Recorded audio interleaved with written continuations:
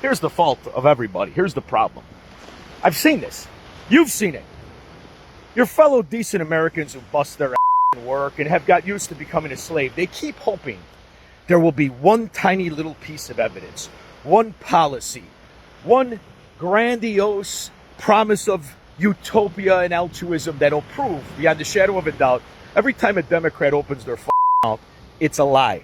Every policy is a lie. It's just a coincidence that every municipality, every county, every city, every state run by Democrats is embroiled in all the same financial scandals, corruption scandals.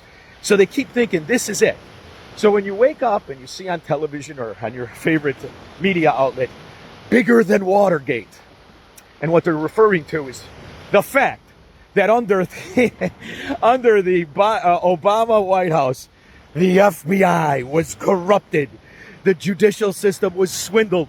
Illegitimate FISA reports to surveil anybody that shook Donald Trump's hand, knowing they had to figure out something to get that big fat with those inner thigh chafing rash that won't go away since the 80s, known as Hillary Clinton elected.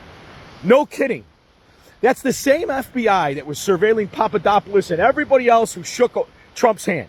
That's the same one that stepped in fetch. Well, Mena, Arkansas was the drug distribution center of the planet.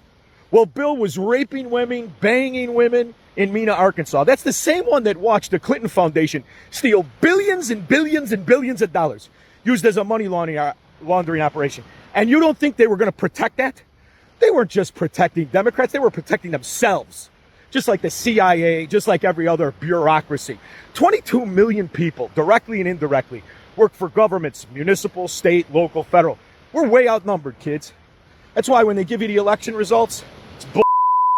Like on the east coast of Chicago, you're going to wake up and say, oh, Mar-a-Lago represented by a Democrat. The east coast of Florida is run by scumbag, low-life New York Democrats.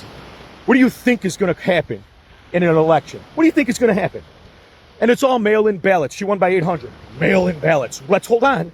I've got another sack in my trunk that got the senator in Minnesota, the half-ass comedian elected. That's how it works. It's always working the same way. That's why you look out for you. There's no evidence that's going to wake up your fellow man. They'd rather be in on that. And why not? They don't pay for gas. They don't work. They're ghost jobs. It's us against them. And we win when we stick together. AM 560, The Answer, 4 p.m. Chinstrap tight today. We're going to have fun. Local and national.